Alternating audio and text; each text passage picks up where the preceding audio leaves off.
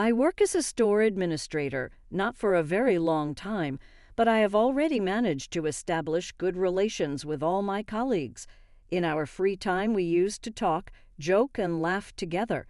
Sometimes after work, we even went for a walk or visited a club.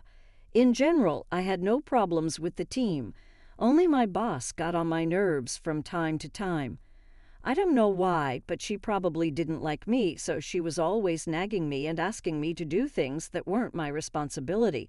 She often gave me the most tedious assignments and monitored me more than anyone else. Despite her constant micromanagement, I tried to ignore it because, other than that, I enjoyed my job. The coworkers were friendly, and the work itself was enjoyable. Then I got sick and had to take a sick leave. All my coworkers called me and asked about my health and well-being. Even my boss checked on me, which was a little surprising. I could tell she didn't care much, but it was still nice to hear from her. My boyfriend, on the other hand, sometimes forgot I was sick. He would call me not to check on me, but to see if I could come over to his place or he to mine. What frustrated me was his lack of empathy. I realized that overall things were going well at work, but not so well in my relationship.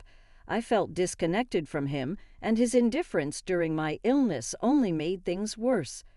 What I didn't mention was that there was a guy named Ethan at work.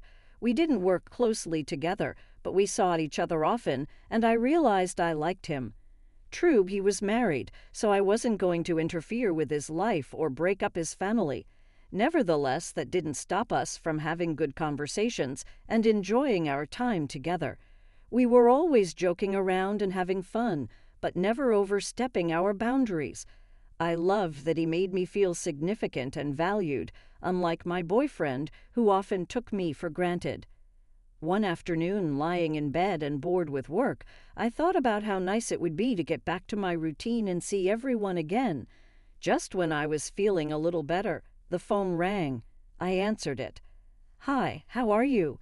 A familiar voice said. It was Ethan. "Hey," I answered. "I'm waiting to be discharged." "I'm waiting for you to open the door," Ethan said. I was confused for a second, but then I realized what he meant. I rushed to the door and looked through the peephole. He was already standing there with a bag of tangerines and other goodies. When I saw him, I immediately smiled.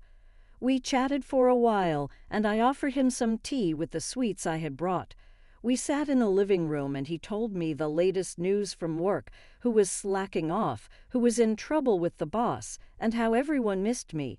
It was a little awkward, but I appreciated it more than I could express. Suddenly my phone rang again. I looked at the caller ID. It was my boyfriend. I didn't feel like answering it, so I just muted it. Ethan noticed this and grinned. "Why aren't you answering?" he asked. I just shrugged. "Trouble in paradise," he teased. I rolled my eyes, but there was some truth to what he said. When the phone rang again, Ethan picked up and answered it for me, saying, "She's busy right now." He then hung up laughing. I was a little shocked at first, but his laughter proved contagious, and soon I was laughing too. It made me feel good that there was someone who could make me forget my worries, even if only for a little while. We continued talking, and he stayed for another hour or so.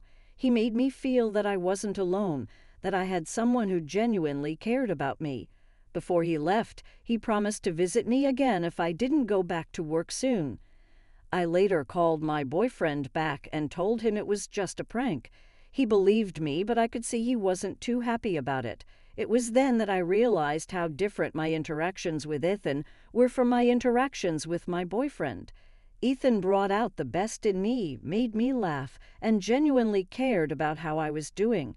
My boyfriend, on the other hand, seemed more concerned with his own needs. If you enjoyed this story, please give it a like and subscribe for more.